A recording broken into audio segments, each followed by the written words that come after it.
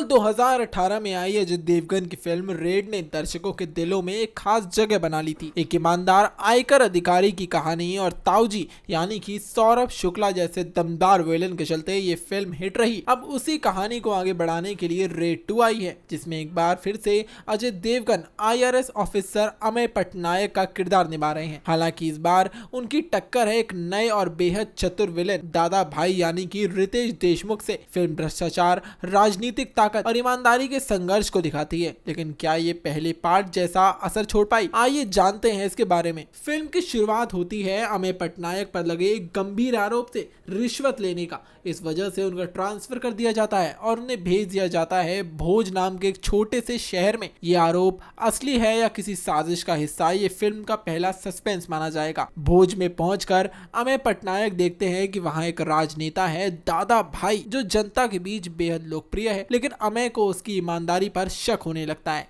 धीरे धीरे अमेय को दादा भाई के काले कारनामों के सुराग मिलते हैं। वो सबूत इकट्ठा करता है और फिर उसी स्टाइल में रेड डालता है जैसे हमने पहले पार्ट में देखा था। कहानी यहीं से तेज हो जाती है और दोनों के बीच की टक्कर बहुत ही ज्यादा दिलचस्प मोड़ ले लेती है। फिल्म का पहला आधा हिस्सा बेहद मजेदार रहेगा। कहानी तेजी से आगे बढ़ती है और हर सीन में नया ट्विस्ट आता है। जैसे जैसे अमेय पटनायक दादा भाई के जाल में सुलझाते हैं, दर्शक भी साथ साथ सोचने लगते हैं कि क्या अगला मोड़ अब क्या होने वाला है। यहाँ निर्देशक ने माहौल, बैकग्राउंड स्कोर और डायलॉग्स का अच्छा इस्तेमाल किया। अजय देवगन की आंखों में वही पुराना सख्त अफसर वाला लुक दिखाई दिया, कम बोलने वाला लेकिन सोच समझकर चलने वाला इंसान। वहीं रितेश देशमुख का विलेन अवतार भी शुरुआत में काफी इम्प्रेस करता है। उनका किरदार स्मार्ट है, चालाक है और राजनीति में माहिर है। जब दोनों किरदार आमने सामने आते हैं तो स्क्रीन पर एक अलग ही एनर्जी महसूस होने लगती है।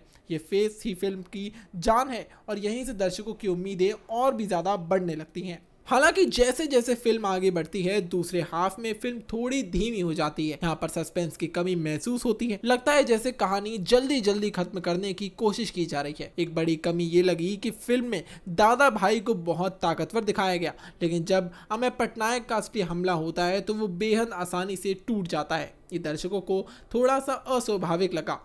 इसके अलावा रेड 1 के फेमस किरदार ताऊजी यानी कि सौरभ शुक्ला की वापसी भी कुछ खास असर नहीं छोड़ पाई। उनके और दादा भाई के कनेक्शन को ठीक से समझ आ नहीं पाए और जैसे दर्शकों को थोड़ा सा कंफ्यूजन भी होने लगा। अब बात कर लेते हैं किरदारों की, तो वहीं अजय देवगन अपने पुराने अंदाज में लौटे हैं और एक बार फिर से साबित करा है कि वो गंभीर और दमदार रोल में बेस्ट लगते हैं। उनका स्क्रीन प्रेजेंस फिल्म को और भी ज्यादा मजबूत आधार दे देता है।